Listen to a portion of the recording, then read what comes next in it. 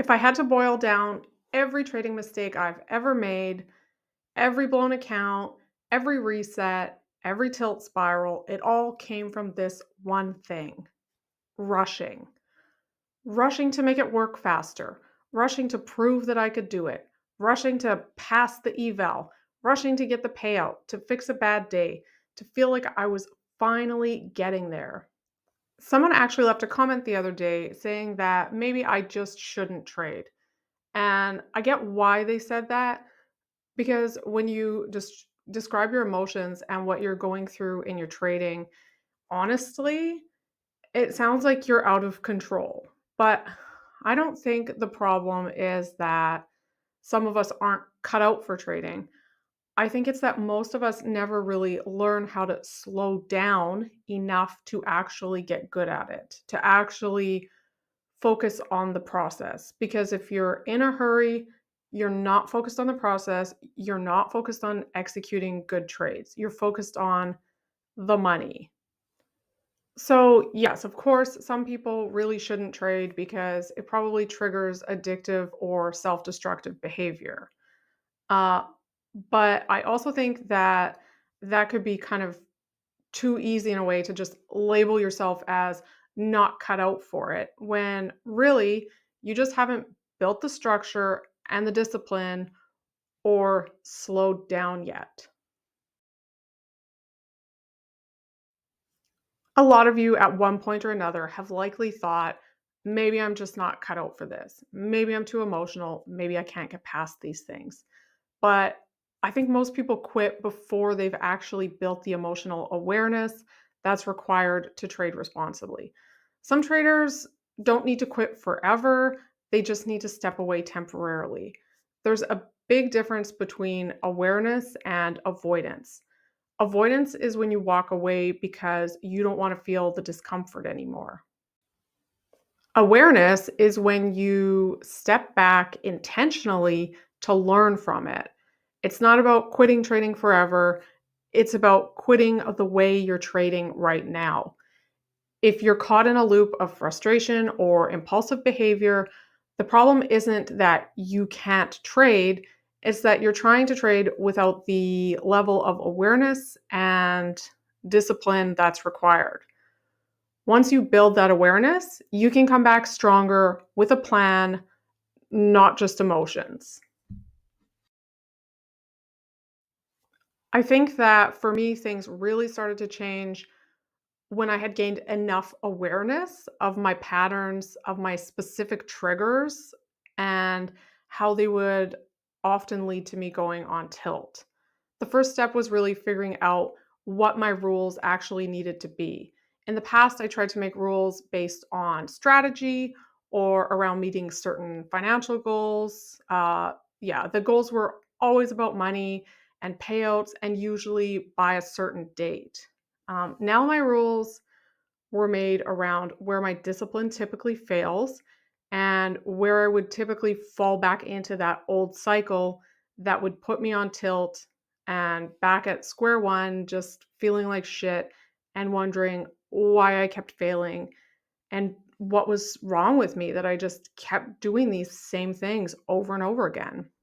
The other thing that changed was that I started documenting my discipline challenge and daily struggles with sticking to the rules here on YouTube. For the first time since I started trading, people were actually encouraging me to keep going, to stick to my rules, and they were also calling me out when I broke them. Once I started tracking my own discipline and having other people hold me accountable, things really started to change. And I want to help you recreate that same structure. So, if you're serious about breaking your tilt cycle, the first step is awareness. Figure out what your triggers are, what situations cause you to just throw your plan out the window, and then build your rules around stopping those specific behaviors. Once you have your rules, you need daily accountability. That's what the live streams are for. Show up, talk about what went wrong, what you did right, and if you followed your rules. It's not about perfection, it's about awareness and honesty. The Discord will be launching next week, and that's where the real work happens. You'll have a place to check in every single day, track whether you followed your rules, and get support from other traders who are working on their discipline as well. My goal is to give you the same kind of structure and accountability that helped me to finally make progress and to build a space that keeps you consistent, not isolated. All right, so here's the comment. It says, respectfully, based on how you describe your emotions, feelings, impulses, instincts, etc., around trading, it sounds like maybe you shouldn't trade. A person who has trouble around certain things, gambling, certain foods, etc., is better off just avoiding them entirely. There is no dipping your toes in the water for those people around those things. So I made this graphic or this little circle showing what I would go through in my trading a while ago when I actually, figured out my patterns and put it all together and saw what my, cycle was in this trading thing. I put it on the screen the other day, and this was the video that the person had commented on. So I think that he was probably referring to this when I played it and talked about it after.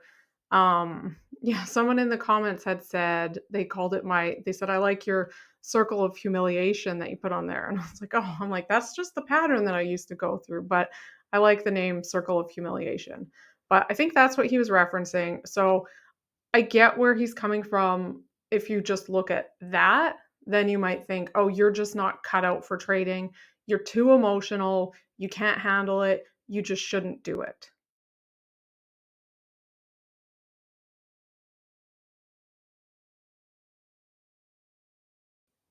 So if I see a comment on my videos, I respond to them. This one was no exception. I read it and I did think about it, and right away, like, and especially because they had mentioned, like, dieting or people with overeating and stuff like that.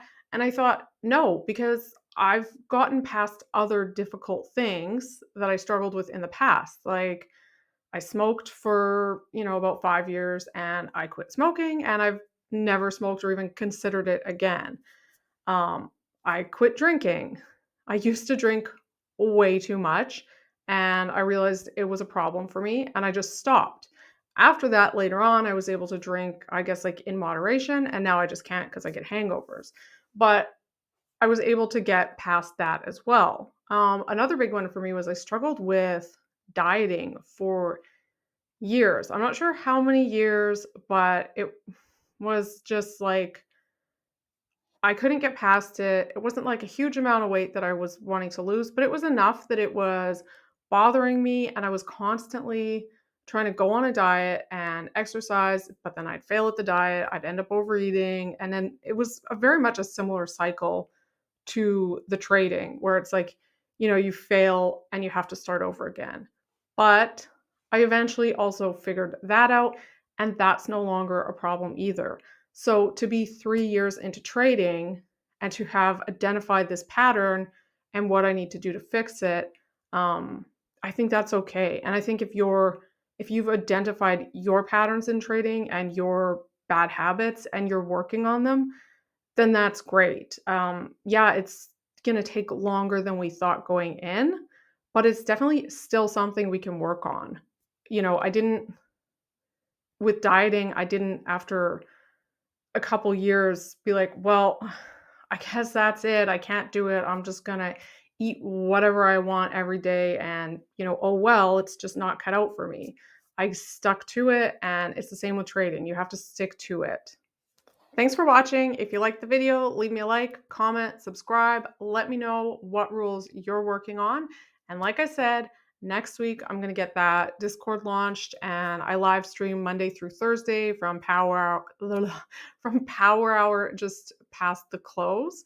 So I'll definitely keep you updated in there, and then have all the links in there to the Discord once it's live. And I just wanted to shout out to someone who was in the live stream the other day, and it was the day before FOMC, and he was talking about, um, passing an evaluation, an Apex eval quickly on the FOMC stuff.